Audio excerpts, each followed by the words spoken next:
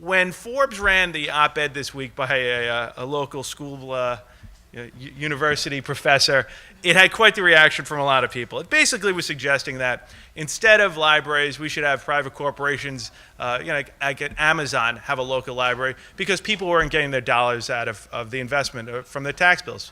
It couldn't be further from the truth. Libraries are not just a place to go get a book. Libraries are so much more to people now.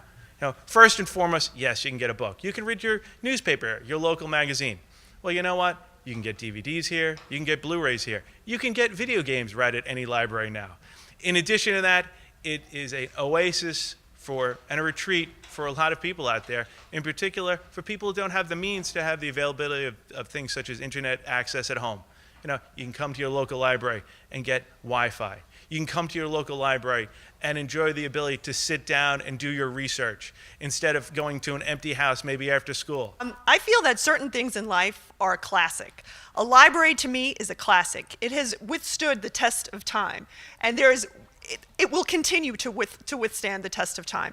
My grandmother used to tell me how she would study in libraries. My mother, my goodness, she to this day, our local library, she always is going to the library because she tells me she has to keep her mind sharp. There is so much to do at our local libraries, and there is absolutely no way that a simple internet address could replace any of that. Our libraries have been a piece of history, especially in many of our communities here on the South Shore, and they've served as beacons in our communities, just like our taxes pay into local firehouses and post offices. Those are places that are needed here in our communities, just as the library.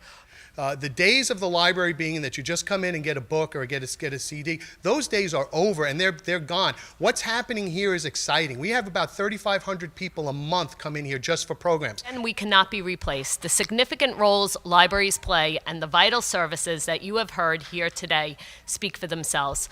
It had such a reaction from the public out there that actually Forbes had to pull the op-ed. And I found that very, very interesting because I enjoyed reading the comments from people in every community. And then when the author had the gall to complain about, well, you have to pay taxes for the local library, I thought to myself, you could get no better investment for your dollar than your local library.